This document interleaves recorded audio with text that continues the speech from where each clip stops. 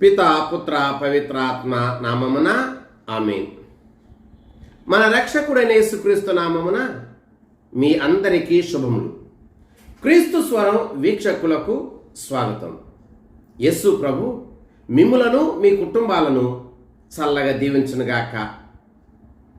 ప్రియ సహోదరి, ప్రియ సహోదరుడా, ఈరోజు తల్లి శ్రీ సభ సామాన్య 16వ ఆదివారాన్ని కొనియాడుచున్నది. ఈ సామాన్య 16వ ఆదివారం రోజున ప్రభు అయిన దేవుడు మనందరితో బైబిల్ గ్రంథం నుండి 3 దివ్య గ్రంథ పట్టణాల ద్వారా మాట్లాడుచున్నాడు. మొదటి పట్టణము ఆదికాండము 18వ అధ్యాయము 1వ వచనం నుంచి 10వ వచనం వరకు.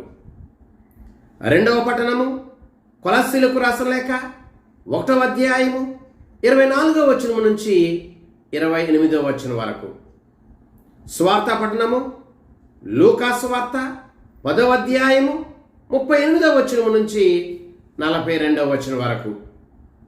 ప్రియ సహోదరి, ప్రియ సహోదరుడా, ఈనాటి స్వార్త పట్టణములో మనము ప్రత్యేక విధముగా 2 వ్యక్తులు గూర్చి మనం వింటూ ఉన్నాము. Number 1 Marthamma, number 2 Mariyamma. మార్తమ్మ యేసుక్రీస్తు ప్రభువుని తన ఇంటికి ఆహ్వానించింది, ఆతిథ్యాన్నిచ్చింది. నెంబర్ 2 మరియమ్మ యేసు ప్రభు పాదాల వద్ద కూర్చుండి ఆయన బోధనను విందే. మరియమ్మ యేసు ప్రభుని తన హృదయంలోనికి ఆహ్వానించింది. ప్రియ సహోదరి, ప్రియ సహోదరుడా, ఈ 2 వ్యక్తుల గూర్చి కాసేపు బైబిలును ఆధారము చేసుకుని ధ్యానం చేస్తూ వీరి నుండి మన జీవితాలకు కావలసిన కొన్ని పాఠాలను మనం నేర్చుకుందాం. నెంబర్ 1 మార్తమ్మ. మార్తమ్మ యేసు ప్రభుని తన ఇంటికి ఆహ్వానించింది. మార్తమ్మ యేసుక్రీస్తు ప్రభుకి ఆతిథ్యాన్నిచ్చింది. ఈ రోజున మనము కూడా మార్తమ్మలాగానే ఆతిథ్యాన్ని ఇవ్వాలి. మన పెద్దలకు ఆతిథ్యాన్ని ఇవ్వాలి, మన గురువులకు ఆతిథ్యాన్ని ఇవ్వాలి, మన ఉపదేశులకు ఆతిథ్యాన్ని ఇవ్వాలి, మన ఇరుగు పొరుగు వారికి మనం ఆతిథ్యాన్ని ఇవ్వాలి. ఈ సందర్భాన మనకు పెద్దలు చెప్పినటువంటి ఒక మాట గుర్తుకు వస్తుంది. అతిథి దేవోభవ. అతిథి దేవోభవ అనగా అతిథులను దేవునిగా భావించు అని అర్థము. బైబిల్ గ్రంథము కూడా ఇదే విషయాన్ని మనకి నేర్పిస్తూ ఉంది. పూర్వము మన పెద్దలు ఇలాగే చేసేవారు. అతిథులను, మన పొరుగు వారిని దేవునిగా భావించేవారు. అందుకనే మన ఇంటికి వచ్చినటువంటి చుట్టాలను పూర్వము ఇంకొద్ది రోజులు ఉండండి, ఇంకొక 2 రోజులు ఉండండి అని వెళ్ళిపోతున్నటువంటి వారిని ప్రాధేయపడేవారు. కానీ కాలక్రమేణా ఈ ఆతిథ్యము కనుమరుగవుతూ వస్తుంది. దానికి గుర్తుగానే అతిథులు కానీ లేక చుట్టాలు కానీ మన ఇంటికి వస్తే వచ్చిన వెంటనే చాలామంది అడిగే ప్రశ్న ఇది, మరలా మీరు ఎప్పుడు వెళ్తారు అని. ప్రియ సహోదరి, ప్రియ సహోదరుడా, ఈ ప్రశ్నలో ఆతిథ్యం అనేటువంటిది కనుమరుగవుతుంది. ఒకసారి ఒక ఇంటి వద్ద కాకులు పదే పదే అరుస్తూ ఉన్నాయి. ఆ ఇంటిలో ఉన్నటువంటి కుమారుడు తండ్రితో ఇలా అన్నాడు, నాన్నగారు, కాకులను ఎంత చెదరగొట్టినా మరలా అవి మన ఇంటి దగ్గరికే వచ్చి అవి పదే అరుస్తూ ఉన్నాయి, ఎందుకు అరుస్తున్నాయి అని కుమారుడు తండ్రిని అడిగాడు. అప్పుడు తండ్రి ఇలా అన్నాడు, కాకులు ఇంటి దగ్గరికి వచ్చి అరవటం అనేటువంటిది మన ఇంటికి చుట్టాలు వస్తున్నారు అని చెప్పడానికి అది ఒక గుర్తు అని అన్నాడు. అప్పుడు ఆ కుమారుడు, నాన్నగారు, చుట్టాలు మన ఇంటికి వస్తున్నారు అని చెప్పడానికి కాకులు అరుస్తాయి కదా, మరి మన ఇంటి నుండి చుట్టాలు వెళ్ళిపోవాలంటే మరి మనం ఏం చేయాలి అని అడిగాడు. అప్పుడు తండ్రి ఇలా అన్నాడు, మనం పెద్దగా చేయవలసింది ఏమీ లేదు. నేను మీ అమ్మ ఇద్దరం కూడా అరుచుకుంటే చాలు, వచ్చిన చుట్టాలు వెంటనే వెళ్ళిపోతారు అని చెప్పాడు. ప్రియ సహోదరి, ప్రియ సహోదరుడా, ఆతిథ్యము కనుమరుగవుతున్న ఈ కాలంలో ఈ రోజు మనం వింటూ ఉన్నటువంటి స్వార్థ పఠనం చాలా ముఖ్యమైనటువంటి పఠనముగా మనం భావించాలి.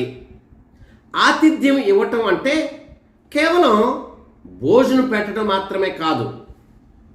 ఆతిథ్యం ఇవ్వటం అంటే కేవలం కొంచెం మంచినీళ్ళు ఇవ్వటం మాత్రమే కాదు.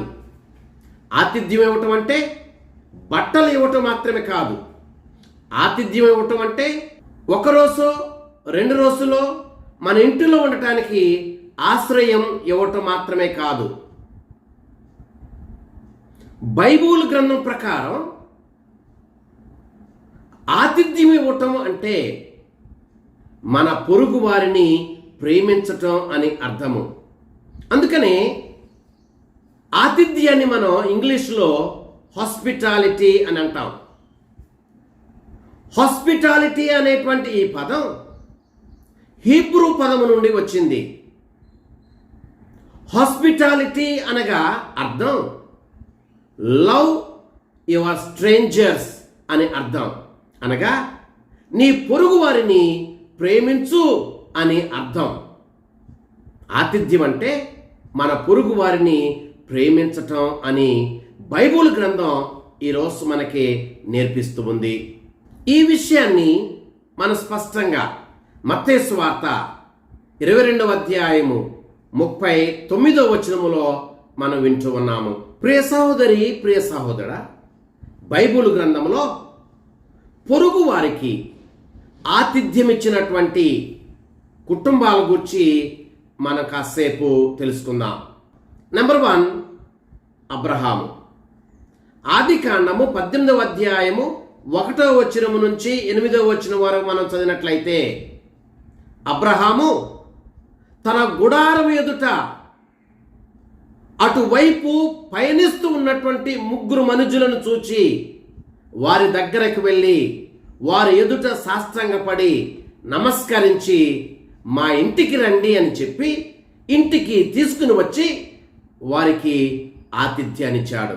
ప్రియ సహోదరి, ప్రియ సహోదరుడా, మనము కూడా మన కుటుంబాలు కూడా అబ్రహాము లాగానే ఇతరులకు మనం ఆతిథ్యం ఇవ్వాలి.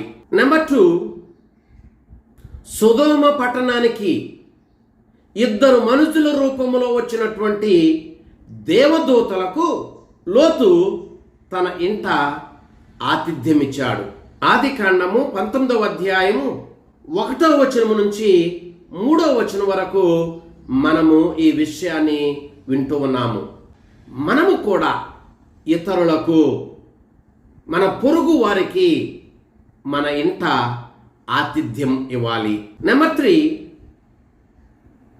షూనేము వనిత ఎలీషా ప్రవక్తకి తన ఇంట ఆతిథ్యాన్ని ఇచ్చింది.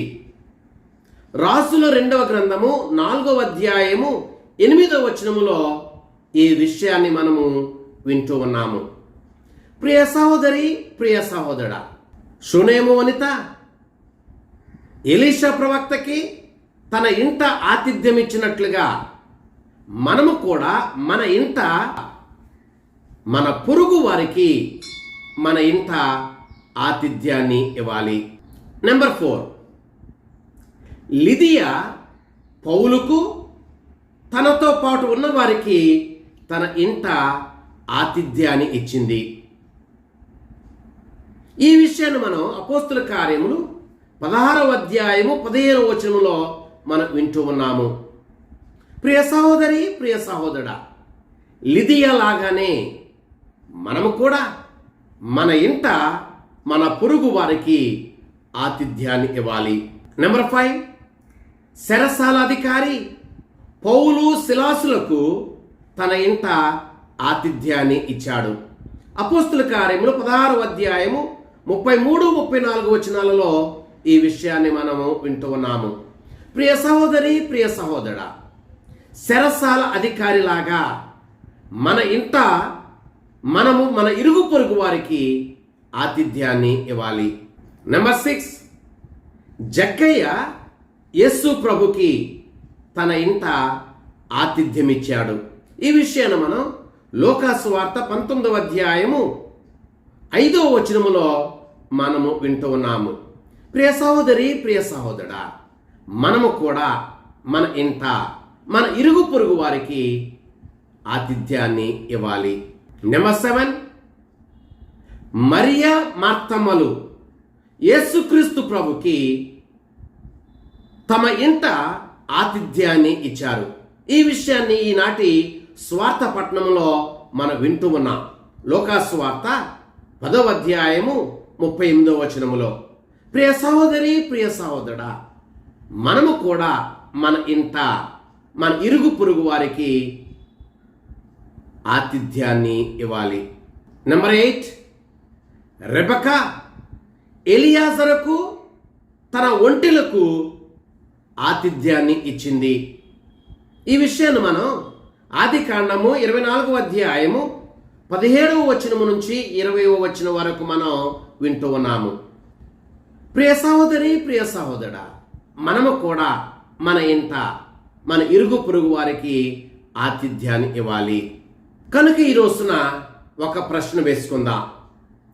అబ్రహాములాగా, లోతులాగా, షునేము వనితలాగా, లిదియాలాగా, చెరసాల అధికారిలాగా, జక్కయ్యలాగా, మరియా మార్తమ్మలాగా, రెబెకాలాగా మనము ఆతిథ్యాన్ని ఇచ్చేటువంటి మనస్సు కలిగి ఉన్నామా? లేక ఆతిథ్యాన్ని మనము తక్కువగా చూస్తున్నామా, తప్పించుకుంటున్నామా అన్న ప్రశ్న మనం వేసుకుందాం. ప్రియ సహోదరి, ప్రియ సహోదరుడా, ఇతరులకు మనం ఆతిథ్యం ఇవ్వటం వలన మనము దేవుని అనేక మేలులను పొందుతున్నాము. ఇతరులకు మనము ఆతిథ్యం ఇవ్వటం వలన దేవుని కృపకు, దేవుని దయకు, దేవుని దీవెనలకు, అద్భుతాలకు మనం పాత్రులం అవుతున్నాం. ఈ విషయాన్ని కాసేపు మనం ధ్యానం చేద్దాం. నెంబర్ 1, అబ్రహాము తన గుడారం ఎదుట వెళుతున్నటువంటి 3 మనుషులకు తన ఇంటిలో ఆతిథ్యం ఇవ్వటం వలన దేవుణ్ణే స్వయముగా అబ్రహాము కలుసుకున్నాడు. ఈ విషయాన్ని మనం హెబ్రీయులకు రాసిన లేఖ 13వ అధ్యాయము 2వ వచనములో మనం చదువుకుంటున్నాము. నెంబర్ 2, అబ్రహాము 3 మనుషులకు తన ఇంట ఆతిథ్యం ఇవ్వటం వలన తన భార్య మగబిడ్డకు జన్మను ఇవ్వబోతుందన్న వాగ్దానాన్ని అబ్రహాము పొందాడు. ఆదికాండము 18వ అధ్యాయము 9వ వచనములో ఈ విషయాన్ని మనం చదువుతున్నాం. నెంబర్ 3, సొదోము అంతా కూడా నాశనం అయిపోతున్నప్పటికీ లోతు ఇచ్చినటువంటి ఆతిథ్యం వలన అతని మంచితనం తెలిసింది. అతనిని ఆ దేవదూతలు ప్రమాదము నుండి కాపాడారు. ఆదికాండము 19వ అధ్యాయము 10వ వచనములో మనం చదువుతున్నాం. ఇది లోతు ఆతిథ్యం ఇవ్వటం వలన పొందినటువంటి మేలు. నెంబర్ 4, రెబెకా ఎలియాజరుకును తన ఒంటెలకును ఇచ్చినటువంటి ఆతిథ్యం వలన ఆమె ఇస్సాకుకు కాబోయే మంచి భార్యగా ఆమె గుర్తించబడింది. ఆదికాండము 24వ అధ్యాయము 43-44 వచనాలలో ఈ విషయాన్ని మనము చదువుతున్నాము. రెబెకా ఇచ్చినటువంటి ఆతిథ్యం వలన రెబెకా పొందినటువంటి గొప్ప మేలు ఇది. నెంబర్ 5, షునేము వనిత ఇచ్చినటువంటి ఆతిథ్యం వలన ఎలీషా ఆమె కొరకు ప్రార్థన చేశాడు. ఆయన ప్రార్థించగా అద్భుత రీతిగా ఆ షునేము వనిత గర్భాన్ని దాల్చింది. రాజుల 2వ గ్రంథము 4వ అధ్యాయము 16-17 వచనాలలో ఈ విషయాన్ని మనము చదువుతున్నాము. ప్రియ సహోదరి, ప్రియ సహోదరుడా, షునేము వనిత ఇచ్చినటువంటి ఆతిథ్యం వలన ఆమె పొందినటువంటి మేలు బహుమానం ఇది. నెంబర్ 6, మరియా మార్తమ్మలు ఇచ్చినటువంటి ఆతిథ్యం వలన తన సోదరుడైనటువంటి లాజరుని యేసుక్రీస్తు ప్రభు మరణము నుండి జీవంతో లేపాడు. యోహాను సువార్త 11వ అధ్యాయము 43-44 వచనములలో మనం చదువుతున్నాము. ప్రియ సహోదరి, ప్రియ సహోదరుడా, మరియా మార్తమ్మలు ఇచ్చిన ఆతిథ్యం వలన మరియా మార్తమ్మలు పొందినటువంటి గొప్ప మేలు, అద్భుతం ఇది. నెంబర్ 7, లిదియా ఇచ్చినటువంటి ఆతిథ్యం వలన స్వార్థ ప్రచారానికి గొప్ప పునాది వేయబడింది. అపోస్తల కార్యములు 16వ అధ్యాయము 15వ వచనములో ఈ విషయాన్ని మనం చదువుతున్నాం. లిదియా ఇచ్చినటువంటి ఆతిథ్యం వలన దైవ రాజ్య వ్యాప్తికి గట్టి పునాది వేయబడింది. ఇది ఆమె పొందిన మేలు.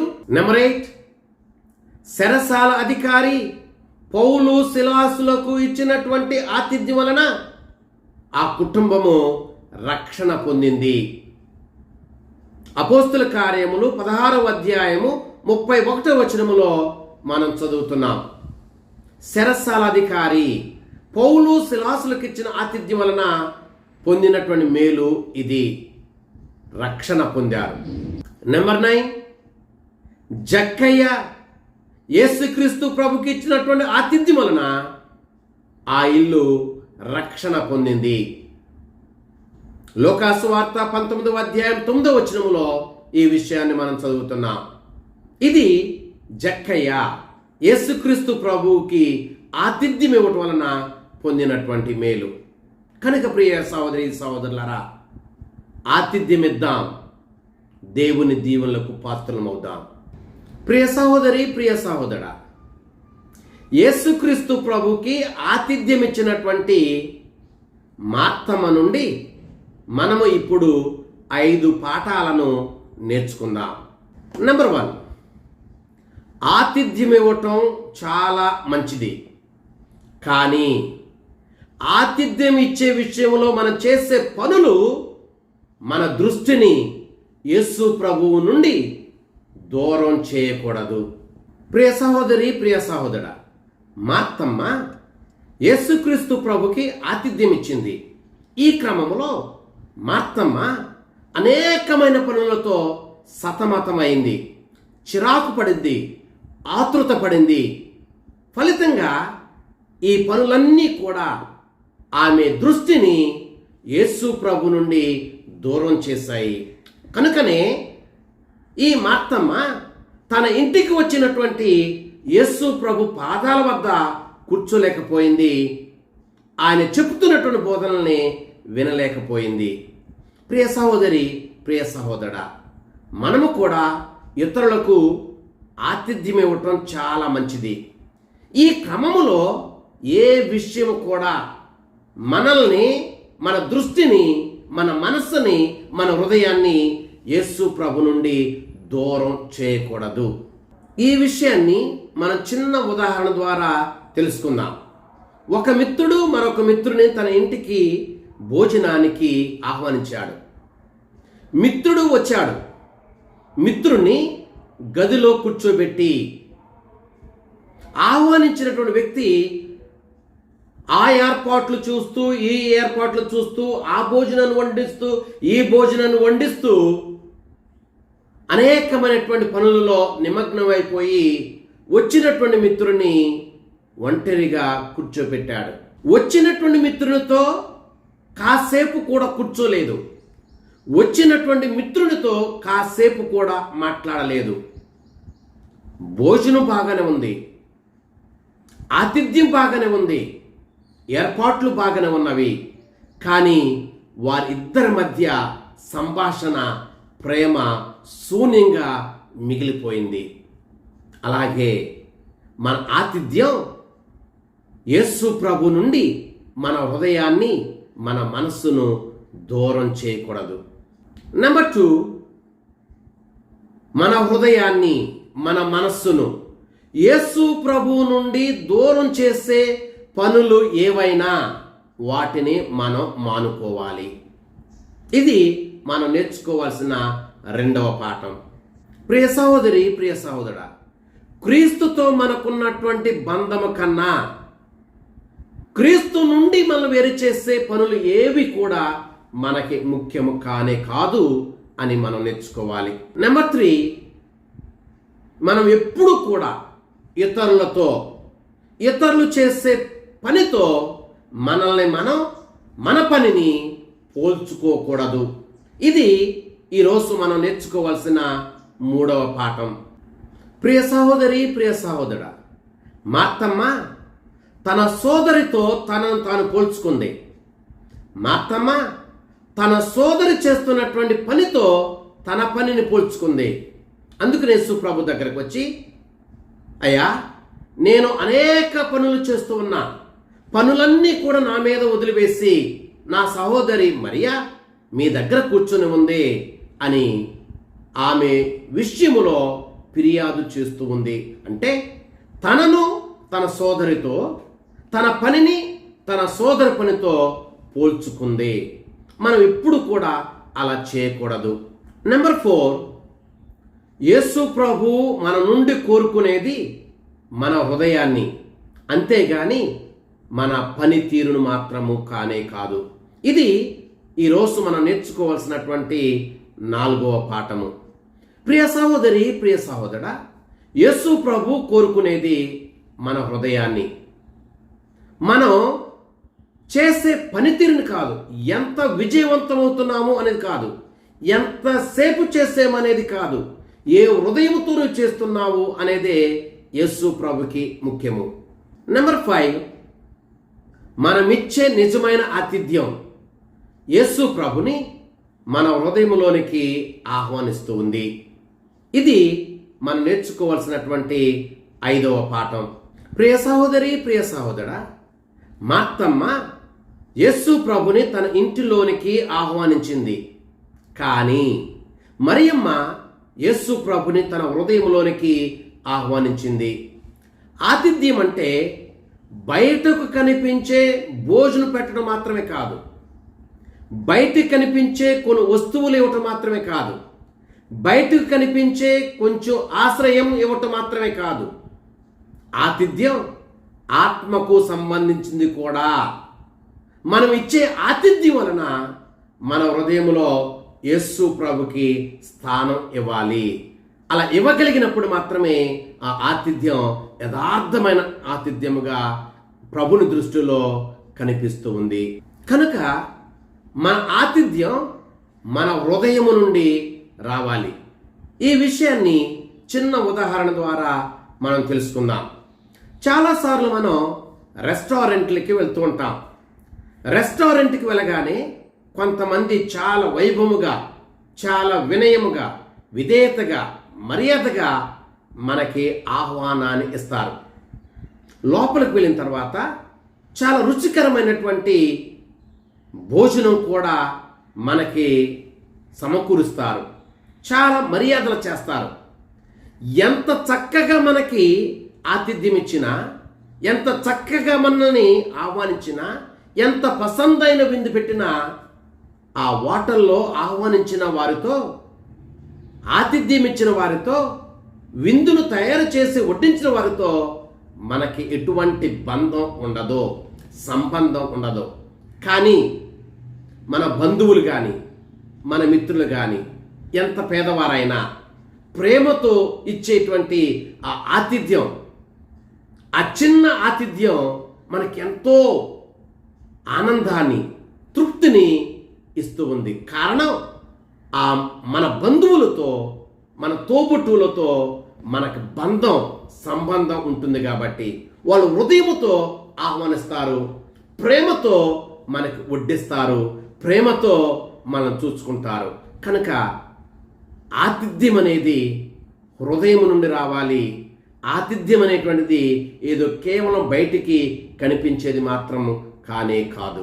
ప్రియ సహోదరి, ప్రియ సహోదరుడా, ఇప్పుడు మనం ఈనాటి స్వార్థ పట్టణంలోని మార్తమ సహోదరి అయినటువంటి మరియమ్మ నుండి మనం 5 పాఠాలను నేర్చుకుందాం. నెంబర్ 1, మన జీవితంలో ముఖ్యమైన విషయాలకు మన సమయాన్ని కేటాయించాలి. ఇది ఈరోజు మరియమ్మ నుండి మనం నేర్చుకోవాల్సిన మొదటి పాఠం.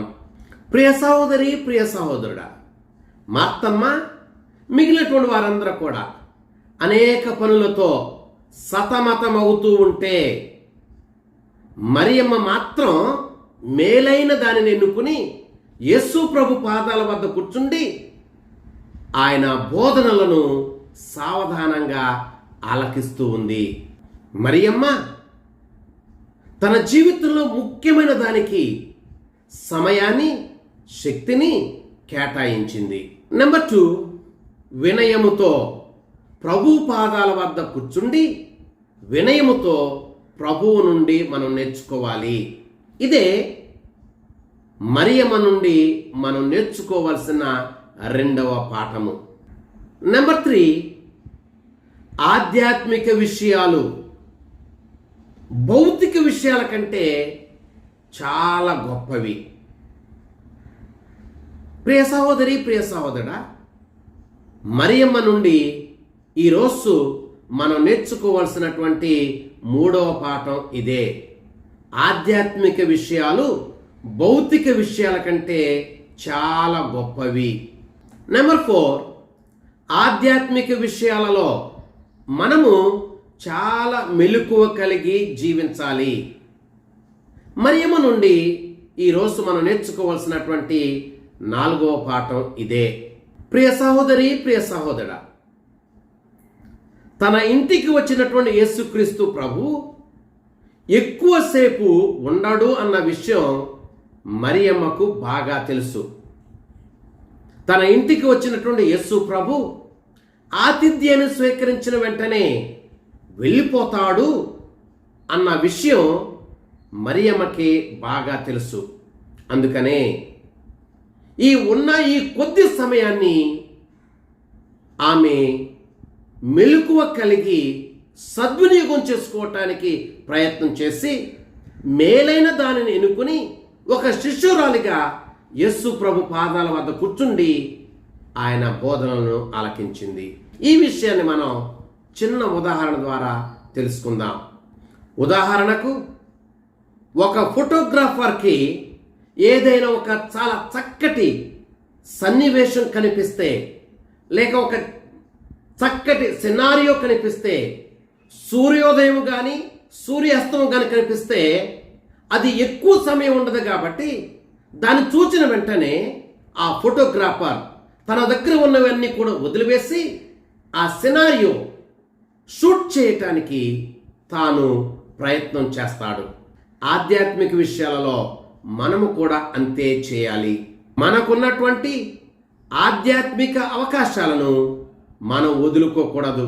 మనకున్నటువంటి ఆధ్యాత్మిక అవకాశాలను మనం చక్కగా సద్వినియోగం చేసుకోవాలి. నెంబర్ 5, నిజమైన ఆరాధన వినటంతోనే ప్రారంభం అవుతుంది. ప్రియ సహోదరి, ప్రియ సహోదరుడా, మరియమ్మ నుండి మనం నేర్చుకోవాల్సినటువంటి 5వ పాఠం ఇదే. నిజమైన ఆరాధన వినటంతోనే ప్రారంభం అవుతుంది అని. ప్రియ సహోదరి, ప్రియ సహోదరుడా, చివరిగా మార్తమ్మ యొక్క పనులను, మరియమ్మ యొక్క ప్రార్థన లేదా ఆరాధనను రెండిటిని మనం బ్యాలెన్స్ చేసుకుంటూ మన ఆధ్యాత్మిక జీవితంలో ముందుకు సాగాలి. రెండూ మనకు అవసరమే. మార్తమ్మ పనులను, ఆతిథ్యాన్ని, మరియమ్మ యొక్క ప్రార్థనను, ఆరాధనను రెండిటిని మనం బ్యాలెన్సింగ్ చేసుకుంటూ ముందుకు వెళ్ళాలి. ఉదాహరణకు, 2 చెరువులు ఉన్నాయి అని అనుకుందాం. ఒక చెరువు చాలా బిజీ ఆ చెరువులో పడవలు పయనిస్తూనే ఉంటాయి, తరంగాలు శబ్దాలు వస్తూనే ఉంటాయి. రెండవ చెరువు చాలా నిలకడగా ప్రశాంతముగా ఉంటుంది. అయితే ఎప్పుడూ బిజీగా ఉన్నటువంటి ఆ చెరువులో మన ముఖం కనిపించదు. అందమైన ఆకాశం ఆ చెరువులో ప్రతిబింబించదు. కానీ నిలకడగా ప్రశాంతంగా ఉన్నటువంటి చెరువులోనే మన ముఖం కనిపిస్తుంది, ప్రతిబింబిస్తుంది. అందమైన ఆకాశం ఆ చెరువులో ప్రతిబింబిస్తుంది.